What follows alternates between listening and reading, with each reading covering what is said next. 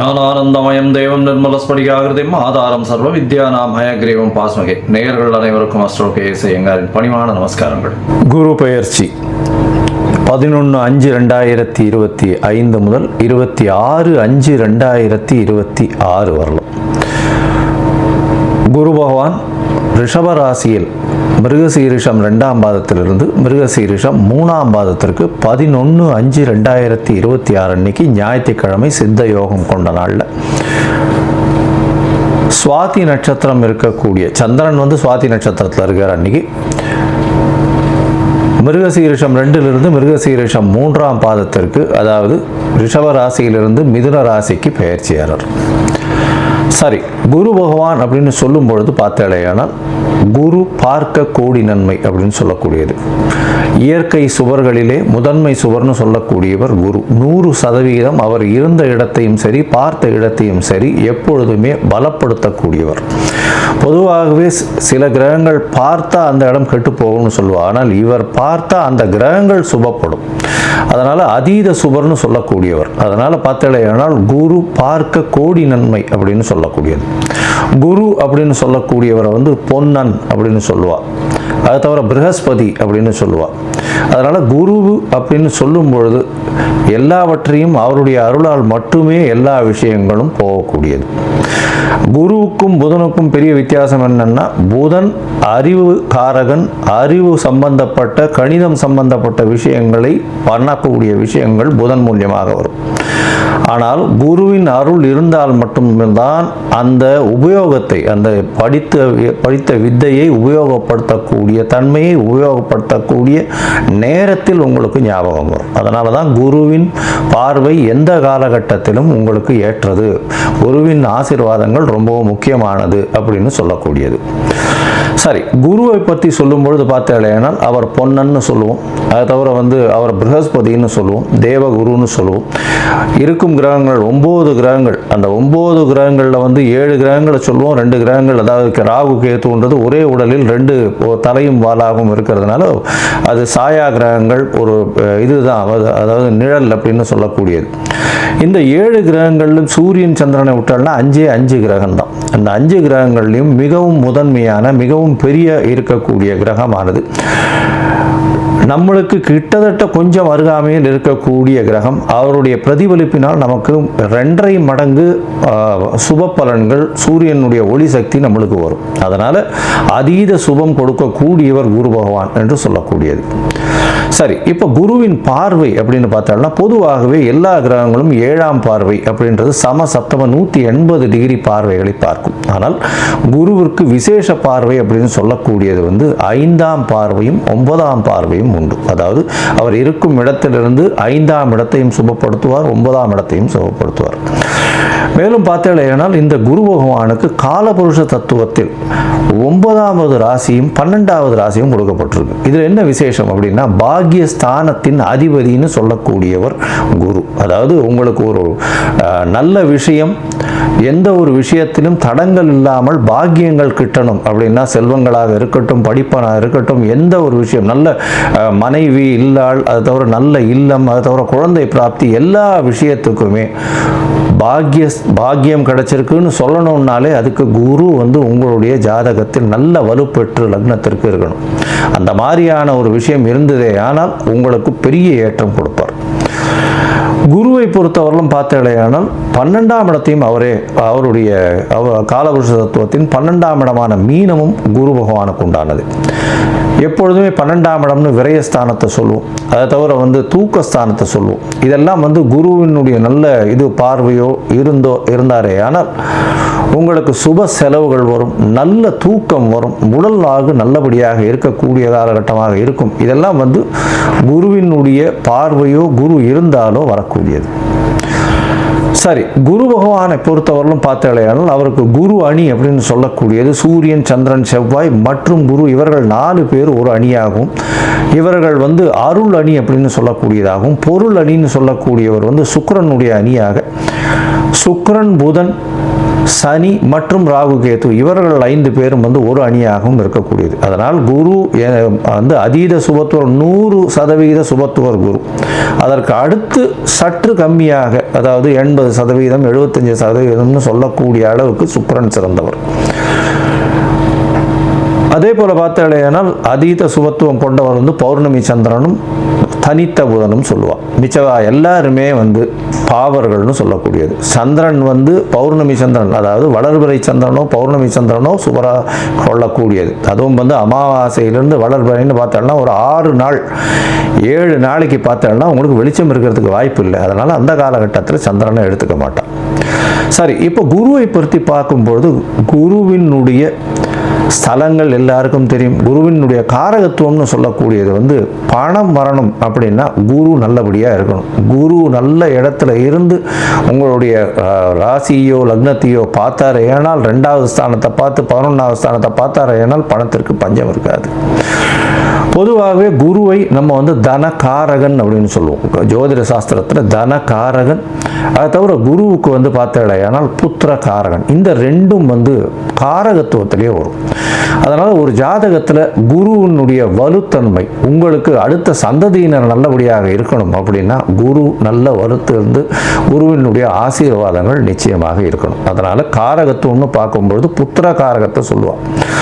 5ஆம் இடம், 5ஆம் இடத்தின் அதிபதி மற்றும் குரு, இவர்கள் 3 பேரும் வந்து ஒரு ஜாதகத்தில் நல்லபடியில் இருந்தால் அந்த ஜாதகனுக்கு அதாவது புத்திர பிராப்தி இருக்கும், சந்தானம் விருத்தி அடையக்கூடிய வாய்ப்புகள் நிச்சயமாக உண்டு அப்படின்றது தான் ஜோதிட சாஸ்திரம் சொல்றது. அதே மாதிரி தன காரகன்னு சொல்லக்கூடியவரும் குரு. அதனால இந்த 2த்துக்குமே காரகத்துவம் வருது. அதனால மிச்சப்படி நல்ல விஷயங்கள் நிறைய பண்ணாலும் இந்த 2 விஷயத்தில் ரொம்பவும் முக்கியமாக இருப்பார். இதை தவிர பார்த்தாலேயானால் குருவுக்கு உண்டான மரம்னு சொல்லக்கூடியது அரச மரம். அரச மரத்தை குருவுக்கு உண்டான மரம். ஏன்னா அரச மரத்தில் பார்த்தாங்கன்னா ஒரு பகுதி வந்து விஷ்ணுவும் ஒரு பகுதி வந்து சிவனாகவும் சொல்கிறா, வேறு பகுதி வந்து பிரம்மாவாகவும் சொல்கிறா. அதனால் அரச மரத்தின் முழுவுமே மும்மூர்த்திகள் இருக்கிறதாகவும் அது குருவினுடைய ஆளுமையில் இருக்கிறதாகவும் சொல்லக்கூடியது. எல்லோருக்குமே சுவராக இருக்கக்கூடியவர் குரு. அதுதான் ரொம்ப பெரிய விசேஷம். யாருக்குமே தீங்கு செய்ய மாட்டார். ஒரு நல்லது பண்ணுவார், இல்லைன்னா பண்ணாமல் இருப்பார். தீங்குன்றது பண்ண மாட்டார். மேலும் பார்த்தீங்களேனால் குருவுக்கு உண்டான மலர்ன்றது சொல்லக்கூடியது முல்லை மலரை சொல்கிறார். அதை தவிர குருவுக்கு உண்டானது சந்தன மரத்தை சொல்லுவான்.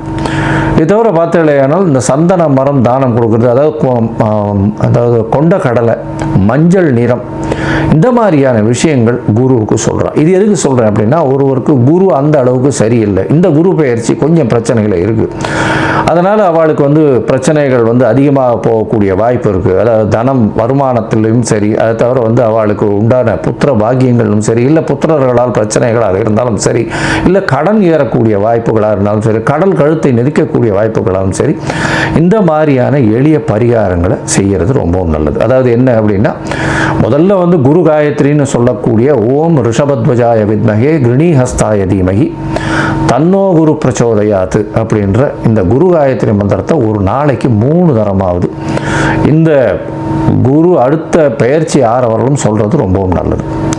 அது தவிர குரு பகவானுக்கு உண்டான எளிய பரிகாரம்னு சொல்லக்கூடியது இந்த கொண்டக்கடலை வெள்ளை கலர் கொண்டக்கடலையை வந்து சுண்டல் பண்ணி இது பண்ணுறது. அது தவிர முல்லைப்பூ சாத்துறது குரு பகவானுக்கு, இல்லை தட்சிணாமூர்த்திக்கு. அது தவிர வந்து மஞ்சள் கலர் வஸ்திரம் தானமாக கொடுக்கறது. படிக்கக்கூடிய இடங்கள் அதில் வந்து அதாவது பாடசாலைகள் இதுக்கெல்லாம் வந்து படிக்கிறதுக்குன்னு உங்களால் முடிஞ்ச விஷயத்தை தானமாக கொடுக்கறது. நெய் போட்ட ஸ்வீட்டு அது வந்து வாங்கி தானமாக கொடுக்கறது. அதாவது கோவிலில் வந்து நெய் போட்ட ஸ்வீட், அதாவது சக்கரை பொங்கல்னு வச்சுக்கலாம். அந்த மாதிரியான விஷயங்கள் கொடுக்கறதன் மூலியமாக குருவுக்கு உண்டான பிரீத்தி. சரி, இது எப்போ பண்ணலாம்? குருவுக்கு உண்டான பிரீத்தின்னு சொல்லக்கூடியது எப்போவுமே குருவின் நாளான அதாவது வியாழக்கிழமை அன்னைக்கு பண்ணணும். அதை தவிர பார்த்தேனால் இந்த காயத்ரி மந்திரத்தை எப்போ சொல்லணும்? வியாழக்கிழமை கார்த்தால முதல் மணி நேரம், அதாவது ஹோரைன்னு சொல்லுவோம். அதாவது சூரியன் உதித்த முதல் மணி நேரத்தை ஹோரை அப்படின்னு சொல்லக்கூடியது. இந்த ஹோரையில் முதல் மணி நேர ஹோரை, அதாவது உங்களோட ஊரில் சூரிய உதயம் வந்து 7 மணி இருக்கலாம், இல்லை 6 மணி இருக்கலாம், இல்லை 5 மணி இருக்கலாம். எந்த மாதிரியான இதுவாக இருந்தாலும் சூரிய உதயத்தின் முதல் மணி நேரம் வியாழக்கிழமை அன்னைக்கு இந்த இது காயத்ரி மந்திரத்தை 3 முறை சொல்கிற இல்லையானால் உங்களுக்கு வரக்கூடிய வேண்டிய எந்த பிரச்சனைகளிலிருந்தும் நிச்சயமாக தவிர்க்கப்படும். சரி, இப்போ குரு பயிற்சி இந்த மேஷம் முதல் மீனம் வரை எப்படி இருக்கு அப்படின்றத ஒன்றா பார்க்கலாம். அதற்கு முன்னாடி என்னுடைய மொபைல் நம்பர் பாயிண்ட் இருக்கும் இங்கே, அதாவது மேலே இருக்கும். உங்களுக்கு அஸ்ட்ராலாஜிக்கல் கன்சல்ட் தேவைப்பட்டதுன்னா நீங்கள் எனக்கு கான்டாக்ட் பண்ணுங்க. உங்களுடைய date, time, place of birth, உங்களுடைய பெயர், தாய் தகப்பனார் பெயர் வரலாம் அனுப்பிச்சு வைங்க. நான் உங்களுடைய ஜாதகத்தை போட்டு சந்தி இருக்கான்னு பார்க்குறேன். சந்தின்றது பார்த்தாலேயானால் மிருகசீரிஷம் 2ஆம் பாதம் நினச்சின்னு இருப்பா, 3ஆம் பாதத்தில் இருக்கும், ராசியே மாறிடும். இது நட்சத்திர சந்தி, நட்சத்திர பாத சந்தின்னு சொல்லுவோம். அதே மாதிரி லக்னத்தையும் பார்த்தாலும் அதே மாதிரி லக்னத்தில் பார்த்தாலேயானால் விசாக நட்சத்திரம் நினச்சின்னு இருப்பா, விசாக நட்சத்திரம் துலா ராசி நினச்சின்னு இருப்பா, விசாக நட்சத்திரம் விருச்சிக ராசியில் இருப்பா. அதனால் சந்தி முதல்ல பார்க்கணும். அதே மாதிரி நட்சத்திரங்கள் எந்த நட்சத்திர பாதத்தில் நிற்கிறா அப்படின்றத முதல்ல தெரிஞ்சுட்டு உங்களுக்கு நடக்கக்கூடிய தசாபுக்தி, அந்தரம், சூக்ஷ்மம் இதெல்லாம் எப்படி இருக்குன்றதையும் பார்த்துட்டு இப்போ நடக்கக்கூடிய மாறுதல்கள் என்ன ஒரு மாற்றத்தை ஏற்படுத்த போகிறதுன்றதையும் பார்த்து உங்களுக்கு உண்டான பலன்களை நான் சொல்கிறேன். அதற்கு உண்டான கட்டணத்தையும் போடுறேன். அதை அனுப்புங்க. அனுப்பிச்சதுக்கப்புறம் உங்களுக்கு அப்பாயின்மெண்ட் தரேன். இப்போது மேஷம் முதல் மீனம் வரை குரு பெயர்ச்சி 2025 11/5/2025 முதல் 26/5/2026 வரை பார்க்கலாம். மேஷ ராசியை பொறுத்தவரையிலும் பார்த்தோம்னா குரு பகவான் அதாவது உங்களுடைய ராசிக்கு 2ஆம் இடத்துல இருந்தவர் 3ஆம் இடத்துக்கு போகிறார்.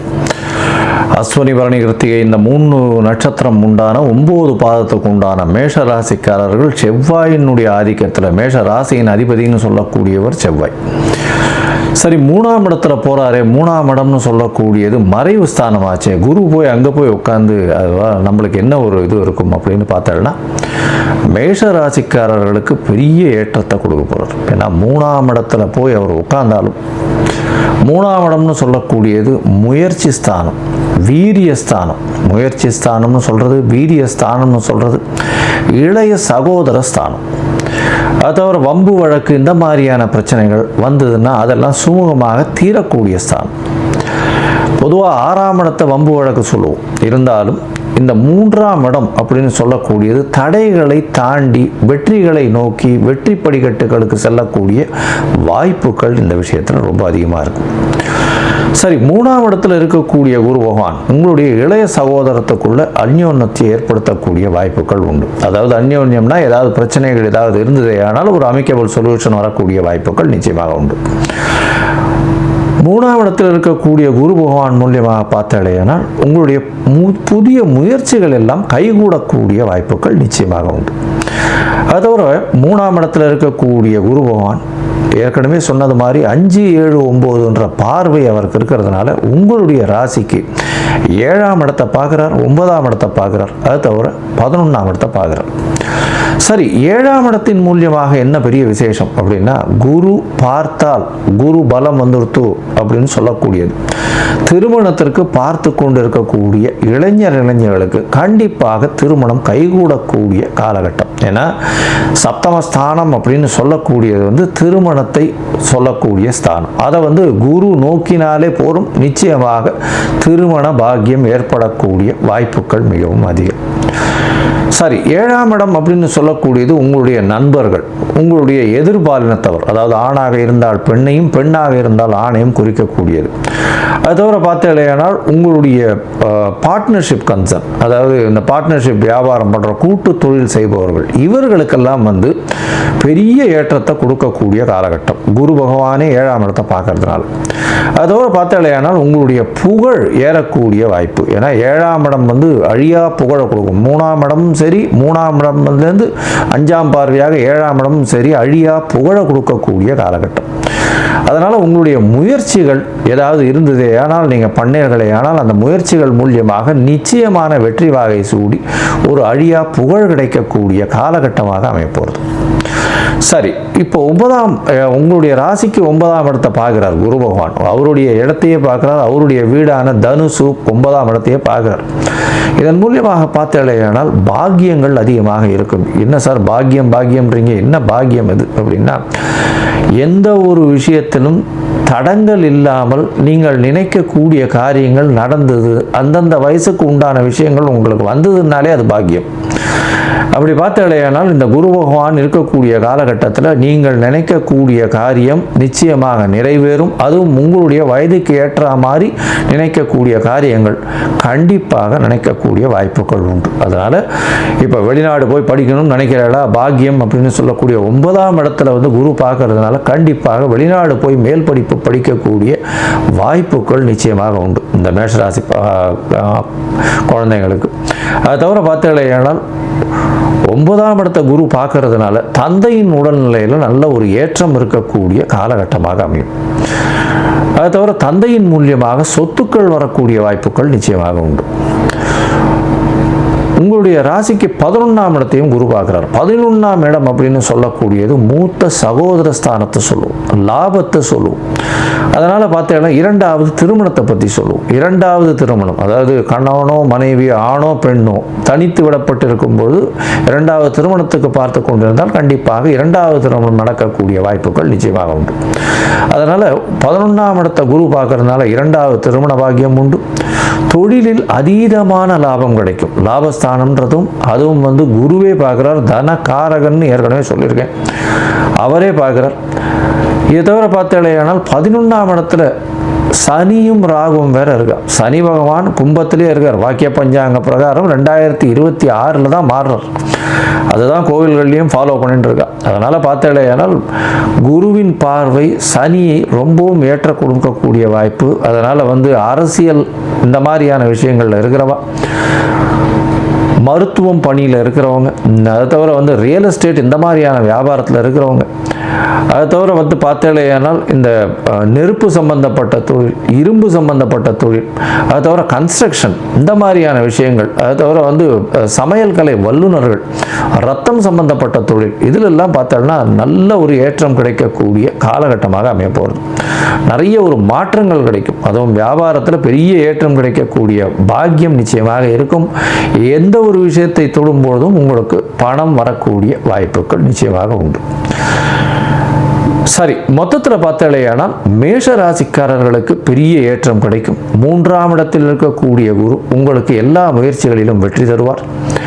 இளைய சகோதரர்கள் மூலியமாக எல்லா விதமான விஷயங்களிலும் வெற்றி கிடைக்கக்கூடிய வாய்ப்பு. திருமணம் கைகூடக்கூடிய வாய்ப்புகள் நிச்சயமாக உண்டு. கூட்டு தொழிலில் வெற்றி பெறக்கூடிய பாக்கியம் நிச்சயமாக இருக்கும். நண்பர்கள் மூலியமாகவும் எதிர்பாலினத்தவர் மூலியமாகவும் நல்ல ஒரு பெரிய வெற்றி செய்தி கிடைக்கக்கூடிய வாய்ப்புகள் நிச்சயமாக உண்டு.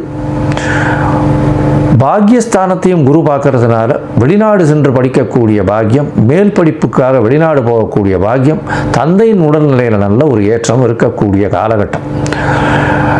இந்த காலகட்டத்தில் தந்தையின் சொத்துக்கள் வரும். அதாவது மாதிரி ட்ரெடிஷ்னலாக இருக்கக்கூடிய பிஸ்னஸில் உங்களையும் வந்து இன்வால்வ் பண்ணுவாங்க. நீங்களும் வந்து ஒரு போர்ட் ஆஃப் டைரக்டராகவோ இல்லைன்னா அந்த இதில் பார்ட்னர்ஷிப்பில் உள்ளே போகிறதோ அந்த மாதிரியான விஷயங்கள், தந்தை நடத்தக்கூடிய வியாபாரத்தில் நீங்களும் உள்ளே போவீங்க. இது ஒரு பெரிய ஏற்றத்தை கொடுக்கும். அது தவிர பார்த்தாலேயானால் 11ஆம் இடத்தை குரு பார்க்கறதுனால கண்டிப்பாக 2வது திருமணத்திற்கு பார்த்து கொண்டிருப்பவர்களுக்கு 2வது திருமணம் ஆகக்கூடிய வாய்ப்புகள் உண்டு. அதை தவிர பார்த்தாலேயானால் உங்களுக்கு லாபங்கள் அதிகமாக இருக்கும். செய்யும் தொழிலில் பெரிய ஏற்றம் கிடைக்கக்கூடிய வாய்ப்புகள் நிச்சயமாக உண்டு. பண வரவிற்கு பஞ்சம் இருக்காது. எடுத்த காரியங்கள் எல்லாமே வெற்றி பெறக்கூடிய வாய்ப்புகள் இருக்கும். இந்த வருஷத்தில் பார்த்தாலேயானால், அதாவது இந்த காலகட்டமான குரு பெயர்ச்சியான 11/5 26/5/2026 வரலும் உண்டான ஒரு வருஷத்தில் ஒரு முறையாவது நீங்கள் வந்து திருச்செந்தூர் போயிட்டு வாங்க. திருச்செந்தூர் போயிட்டு வந்தாலேயானால், அங்கே முருகப்பெருமான தரிசனம் பண்ணிட்டு வந்தீங்களேயானால் உங்களுக்கு எல்லா விதமான ஏற்றங்களும் மாற்றங்களும் நிச்சயமாக நடக்கும். மஞ்சள் வஸ்திரம் தானம் கொடுங்க. அதை தவிர கொண்ட கடலை வந்து சுண்டல் பண்ணி கொடுங்க.